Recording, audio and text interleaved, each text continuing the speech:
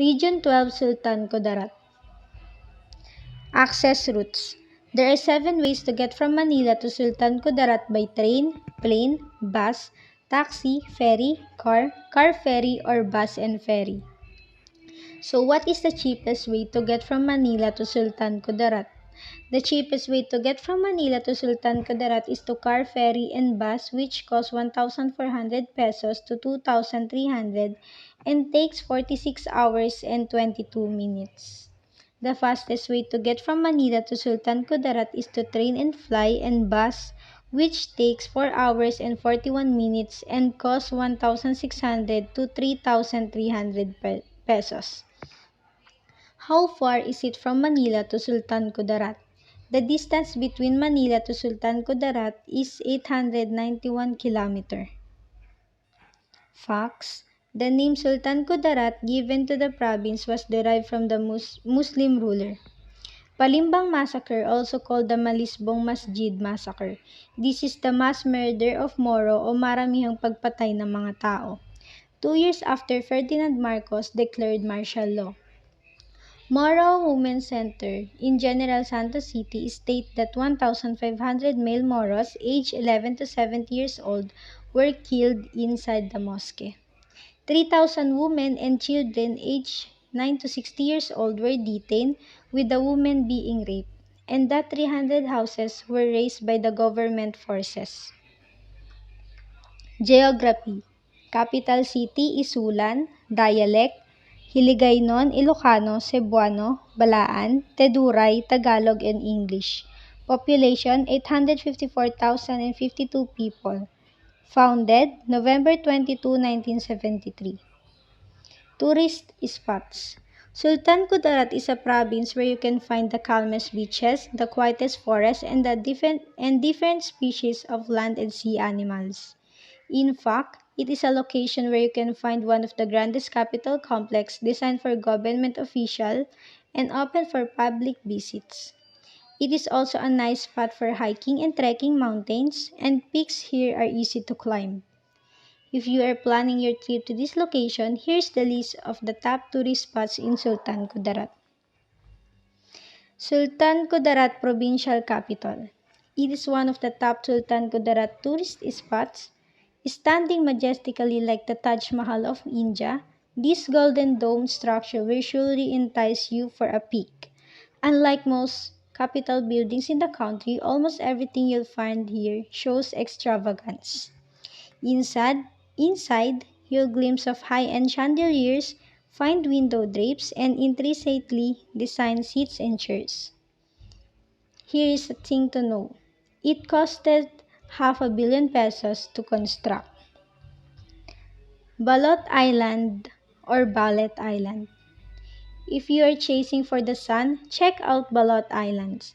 It boasts of powdery white sand beaches, inviting turquoise waters, and invigorating sea breeze. Because of its secluded location, it remains one of the most preserved Sultan Kudarat tourist spots. As you ride the boat to the island, you'll glimpse of rich marine ecosystem such as colorful coral reefs. It is a perfect getaway for those who prefer less touristy destinations. Tres Andanas Falls. Tres Andanas Falls is one of the most popular Sultan Kudarat tourist spots. It has 3 layers with a beautiful catch basin that will certainly invite you for an invigorating swim. Lush forests surround the waterfall, adding the scenic view. Locals love to come here for picnic and other recreational activities.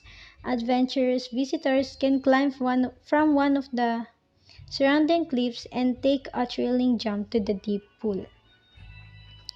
Ugis Peak. Ugis Peak is one of the prominent peaks of the Guma mountain range, known for its knife-edge peak. Ugis Peak rises to more than 930 meters above sea level. For experienced hikers, trekking to the top is as easy as pie, but don't let that stop you from coming. After all, its summit will reward you with magnificent views of the lowlands. Baras Bird Sanctuary. This bird sanctuary is located in Takurong City in Sultan, Kudarat. For the record, this place is a home for seven bird species including the black-crowned night heron, the intermediate egret, and the great egret. If you would ask if these birds are being locked out for tourist pleasure, the place will prove you wrong as the birds come and go whenever they want. Until now, the mystery is unsolved as to why these birds choose this farm to be their permanent sanctuary. Delicacies. Pastil. Pastil is a Maguindanaoan delicacy that is basically steamed rice topped with flaked chicken, beef or tuna and wrapped in leaves.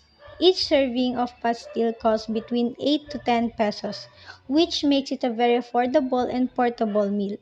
It may be paired with a hard-boiled egg. Both Muslims and Christians in Sultan Kudarat love pastil that you can see pastil houses in almost every block in Isulan and Takurong City. There are also pastil vendors at bus stations. If you get the chance to visit Sultan Kudarat, you should try one. It's really delectable. Marang. If you are sensitive to the smell and taste of durian, then you might love marang. It doesn't have strong smell and the taste is more fruity, almost like guyabano but sweeter. It is also very cheap. A small piece of marang costs between 15 pesos to 20 pesos. Durian. Sultan Kudarat is also blessed with fertile lands, making the province agriculturally self-sufficient. Some of the sweetest and creamiest durian we tasted are from Sultan Kudarat.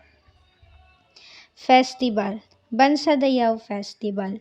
Every month of November, the people of Bagumbayan in the province of Sultan Kudarat celebrates their town founding anniversary with Bansadayao Festival, a week-long celebration highlighted by merrymaking and showcase of their diverse culture. Bansadayao was derived from bansa, an Ilonggo word which means in full view, and dayaw which refers to merrymaking. Activities during the celebration include sports and talents competitions, pageantry, agro and trade fairs, celebrity concerts, street dancing, and many more. Thank you.